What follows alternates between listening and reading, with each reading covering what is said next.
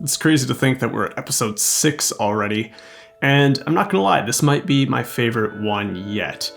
A Mesa Badlands biome of some sort has been a very well-suggested topic, and rightfully so. It's very unique even in Minecraft and has some fantastic colors, some colors that I really want to bring to my LEGO layout. Along with those awesome colors come some really unique mobs and critters as well that I'm really excited to bring into this layout. But that's enough intro, let's start building this thing.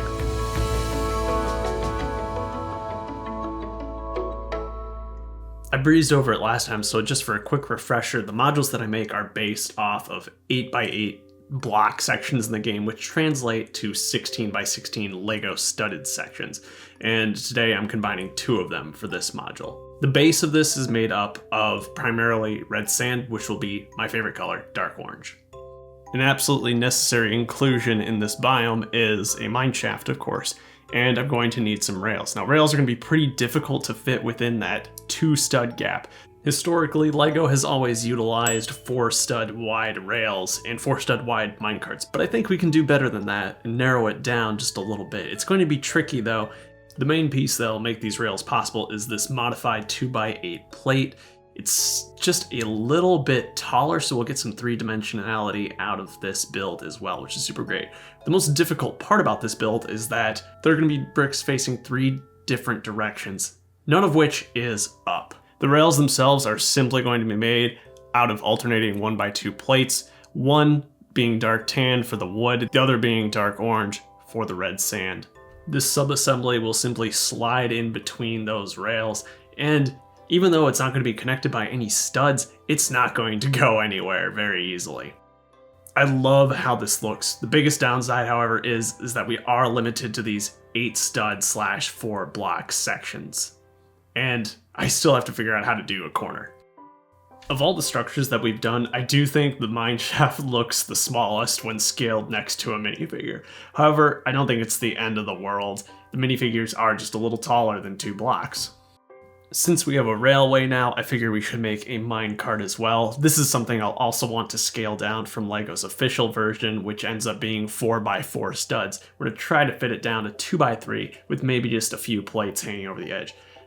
I'm using a variety of snot bricks here, the headlight brick and the 1x1 with adjacent studs on the 2 sides to make this possible. It's a flimsy build, don't get me wrong, but we're definitely going for looks over anything else in this series. This minecart will be just big enough to fit a player, or in this case, I intend to put a block in it, a block of TNT. Haven't gotten to use one yet, so this is the perfect place. You'll notice here that I use dark brown for brown stained clay, but there's a lot of other stained clays that we need to find matches for. We do have a lot of height to get up to that desert well, so this is going to be a tall module with lots of layers.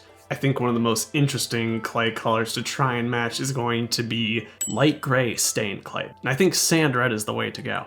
Now, the interesting thing about sand red is that it was discontinued in 2003 after a very short lifespan, and there was only 39 pieces actually produced in that color.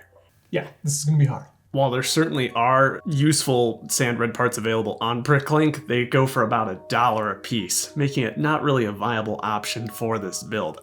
I'm gonna have to work with what I have to make this layer of light gray stained clay. And surprisingly, I was able to pull it off with the parts I had. Some very interesting usages in there, but hey, whatever works. There is another special color that I have to pull off though, and that is white stained clay.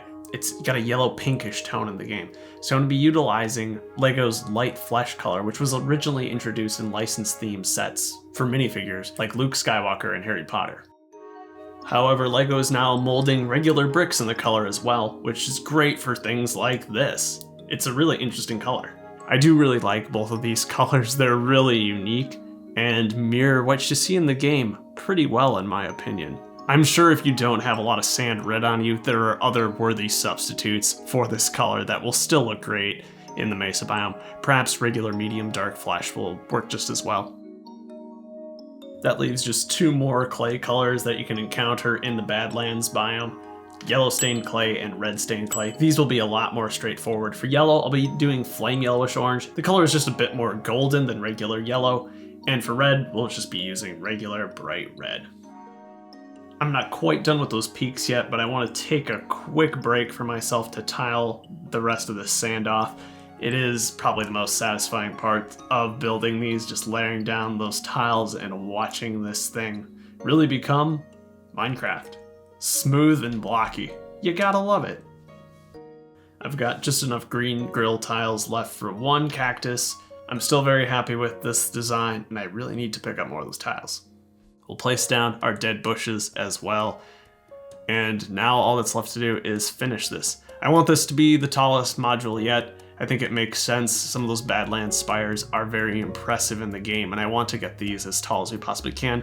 I'll throw in another layer of brown stained clay. You'll notice that I'm running low on dark brown bricks and having, again, to get a little creative with my parts usage, employing slopes facing inward. You shouldn't notice anything from the outside though.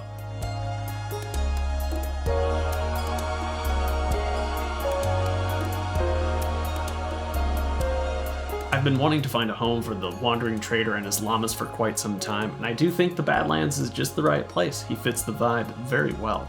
These were introduced in a set not too long ago. You can still find it on store shelves, and in fact here in the US at Walmart it's 16 bucks. Quite a good deal for these really unique characters that probably won't be produced again. Another mob that I need to add here is the bat. I'd like to have him hanging upside down outside the mine shaft. So we're just gonna make a quick modification to one of my blocks right in the entrance there to get an upside down brick for him to hang from. With the bats, you can fold in their wings to make them wrap around their body, and he's all snuggled up for the night. Day. A little rarer figure is the Husk. He only came with the creeper mindset. He's not the most interesting figure, but I do appreciate rare figures no matter what. And just like that, we have created our tallest module yet, and it pretty seamlessly matches up to the already very high desert well module with the lush caves underneath it. Even the back looks alright of this whole thing. And there's the potential to expand the mine shaft in the future. With these mobs and the colorful bricks, this might just be one of my favorite modules yet. I love how it fits in with the rest of this world. I know I've promised a lot of people in the comments that the Nether will be episode 7. However, with the imminent release of the Wild update, I think I'm going to swap that spot out for the Mangrove Swamp. I promise it'll be just as good, maybe even better than the Nether module I had planned. And hopefully it gets you excited about the new update too. But that's all for this time. If you have more suggestions, drop them down below. You better believe I'm reading each and every one. Thanks for watching. I'll see you in the next episode.